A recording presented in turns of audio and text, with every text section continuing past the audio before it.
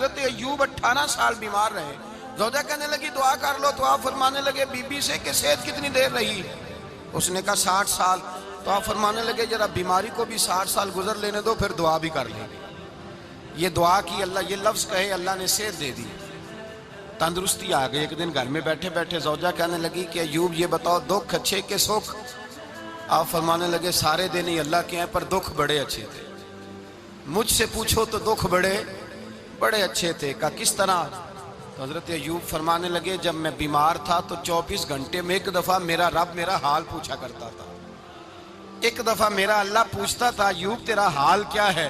فرماتے ہیں 12 گھنٹے تو لذت ہی رہتی تھی کہ میرے رب نے میرا حال پوچھ لیا ہے، اور اگلے 12 گھنٹے میں انتظار کرتا تھا مالک حال دوبارہ کب پوچھے گا. فرمانے لگے اب صحت تو ہو گئی ہے پر اب میرا رب میرا حال تو نہیں نہ پوچھتا. بھائی مشکلات جو ہوتی ہیں وہ تو تجھے سجا دیتی ہیں، سوار دیتی ہیں. تجھے یاد آتا ہے کوئی اپنا، جب تجھے درد ہوتی ہے نا، تکلیف ہوتی ہے، پھر تیرا دل کرتا ہے کوئی کندھا ملے جہاں میں سر رکھ کے رہوں. پھر اسی لیے تو کسی درویش سے کسی نے پوچھا تھا اپنا کون ہوتا ہے؟ تو کہا جو تجھے دکھ کے وقت یاد آئے وہ تیرا اپنا ہے. جو تجھے عین آزمائش کے وقت یاد آئے اور تجھے اس کا نمبر فوراً تیرے موبائل پہ چلنے لگے وہ تیرا اپنا سجن ہے جس کو تو دکھ کے وقت یاد کرے.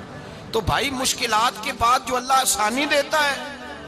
حضرت ابراہیم کو آگ میں بھی پھینکا گیا، حضرت ابراہیم علیہ السلام کو ستایا بھی گیا، نکالا بھی گیا، لیکن جب ان مشکلات سے گزرے تو میرا رب فرماتا ہے وَإِذِ ابْتَلَىٰ إِبْرَاهِيمَ رَبُّهُ بِكَلِمَاتٍ فَأَتَمَّهُنَّ قَالَ إِنِّي جَاعِلُكَ لِلنَّاسِ إِمَامًا.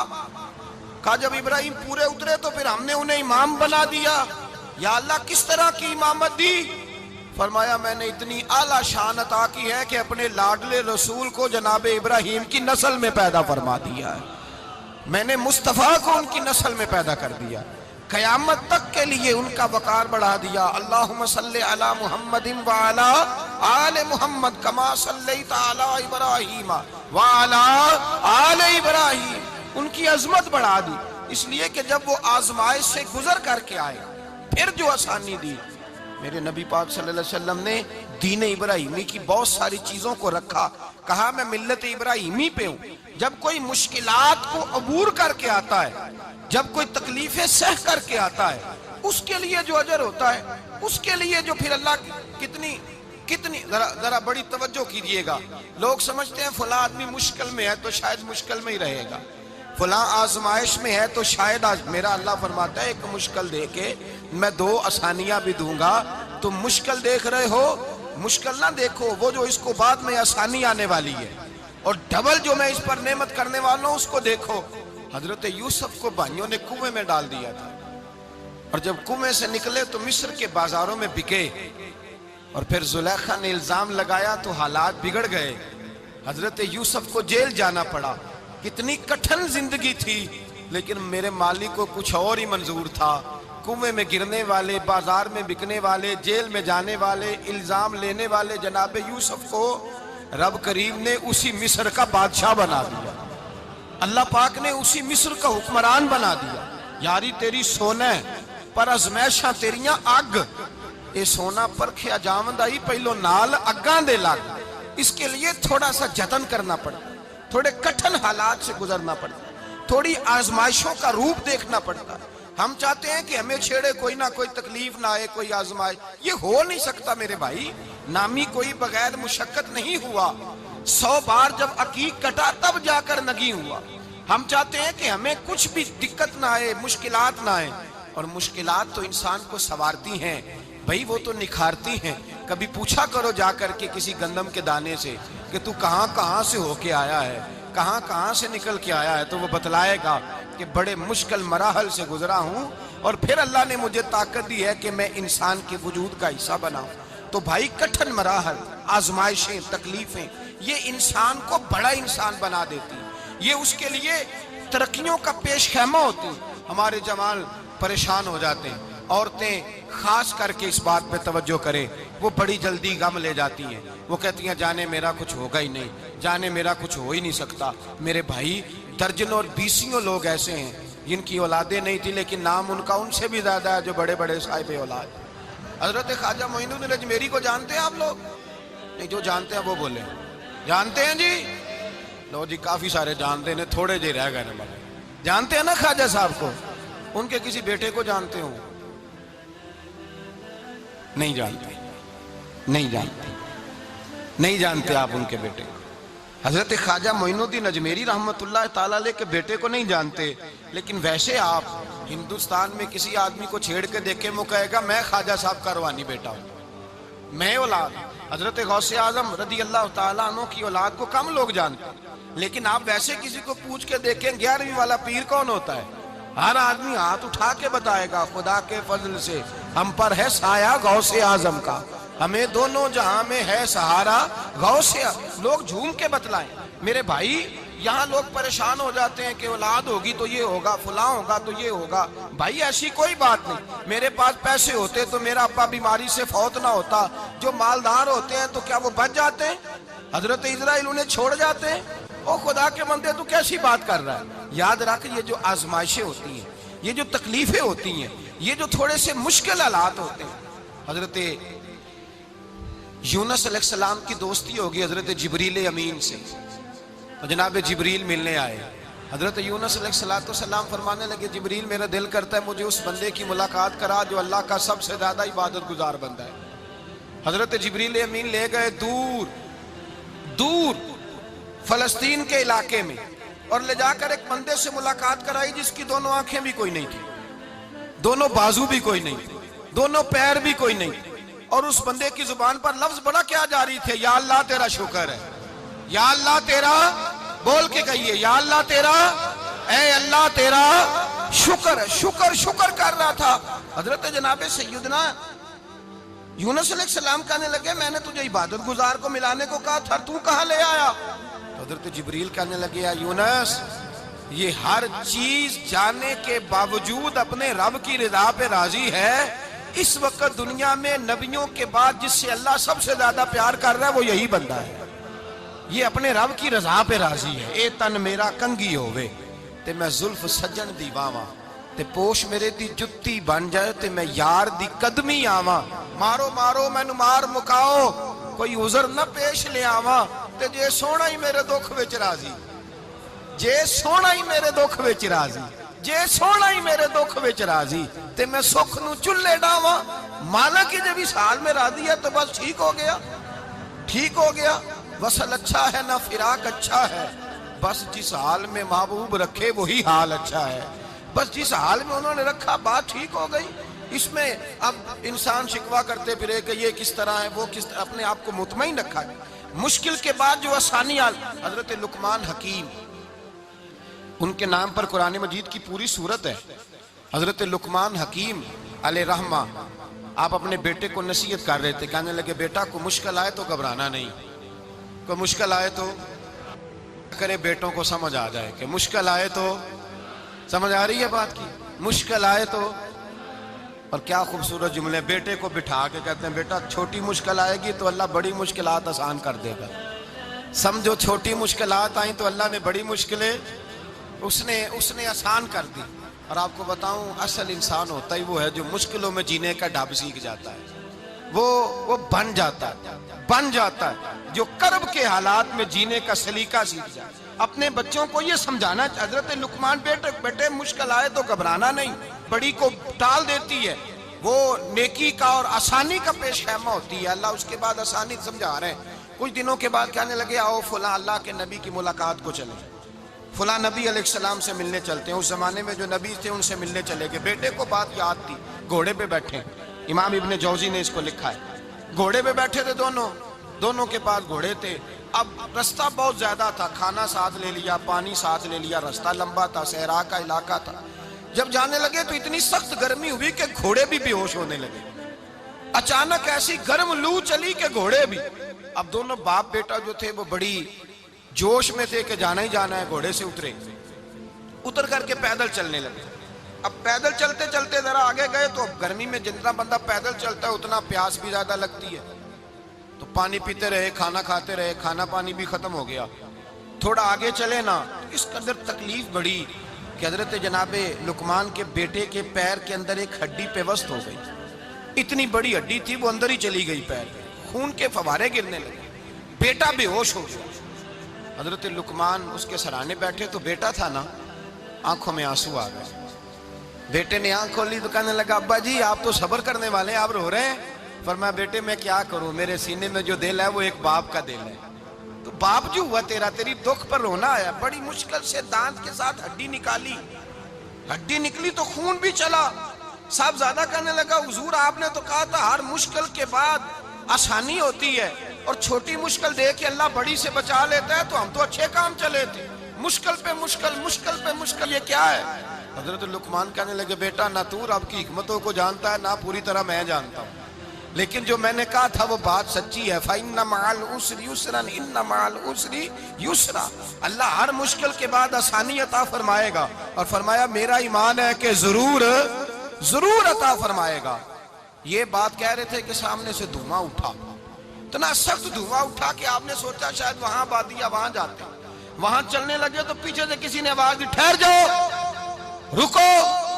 وہیں رک گئے.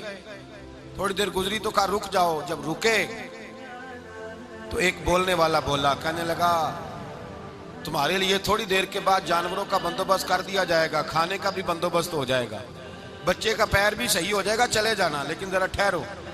حضرت لقمان کہنے لگے بولنے والے تو کون ہے؟ تو کہنے لگے میں اللہ کا فرشتہ ہوں, میں اللہ کا فرشتہ ہوں. کہا اللہ کے فرشتے اور یہ سارا کچھ کیا ہے؟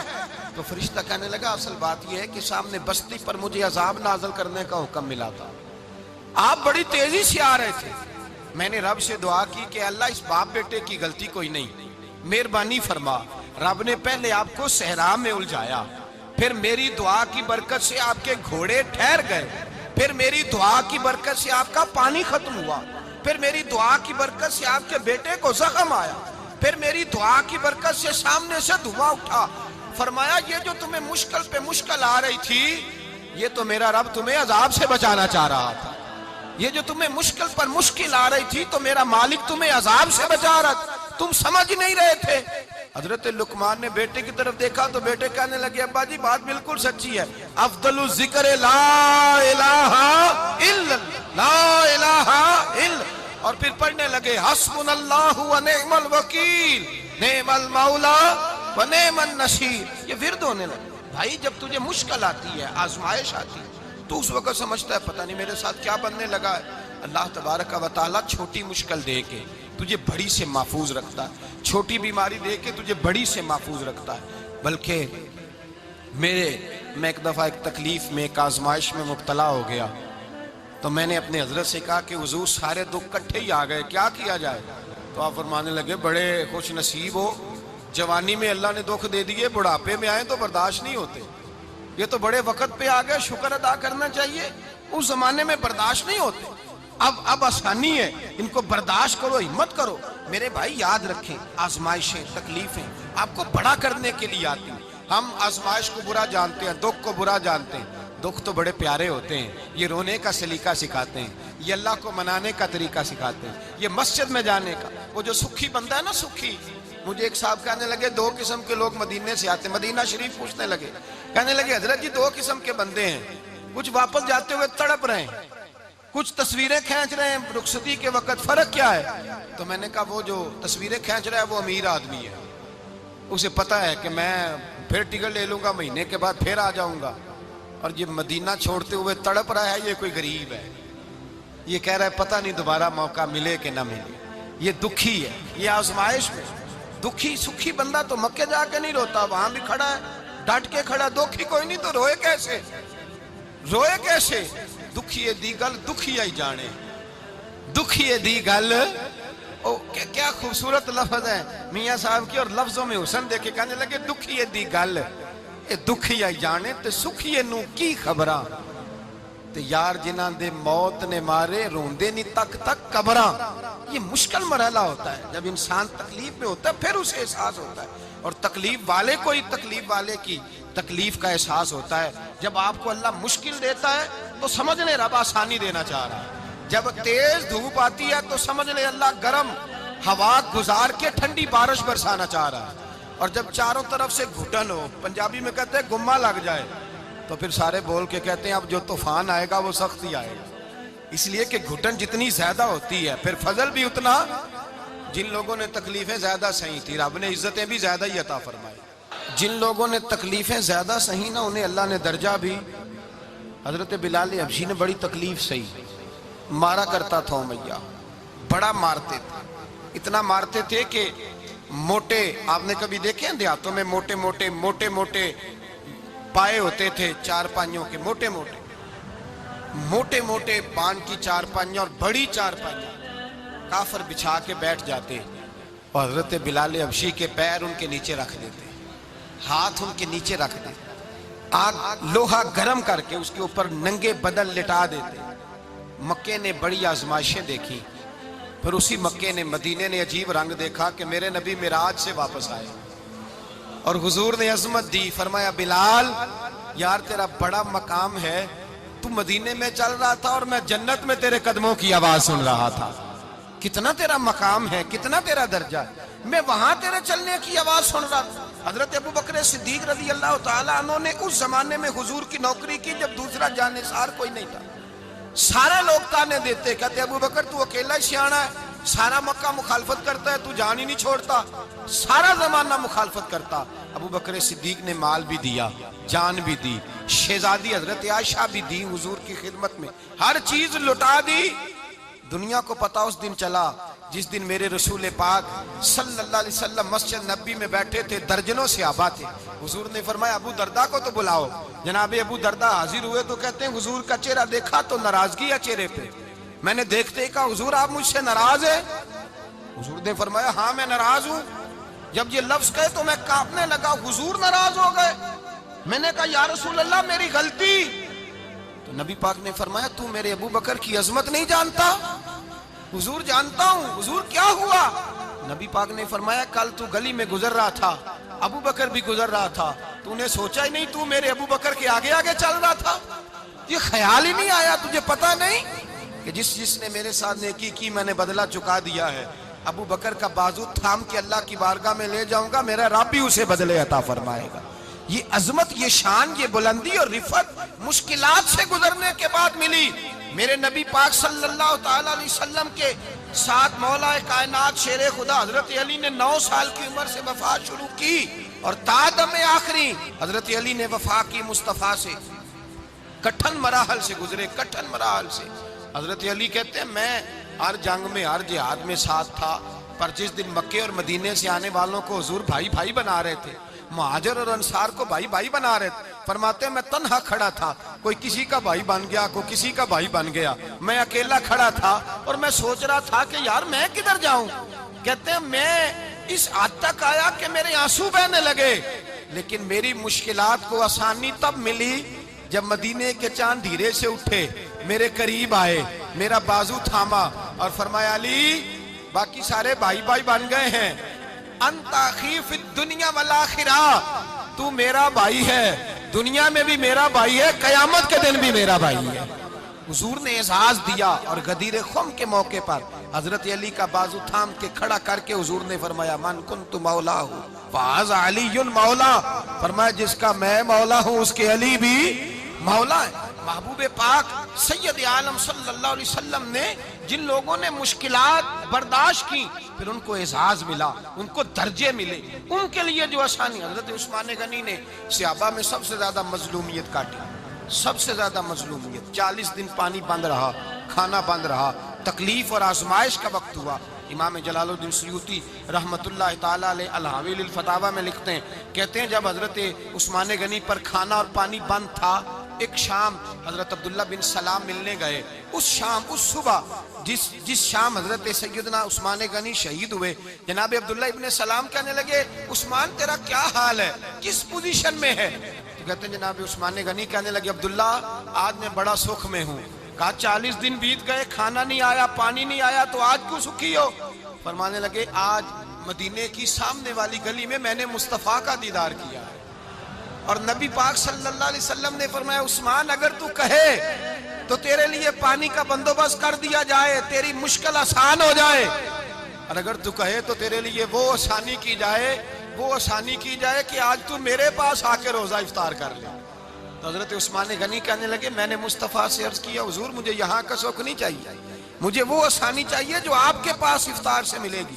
فرمانے لگے آج میں رخصت ہو جاؤں گا، افطار رسول اللہ کے پاس کروں گا۔ حضرت عبداللہ ابن سلام فرماتے ہیں پھر اس شام حضرت عثمان شہید ہو گئے۔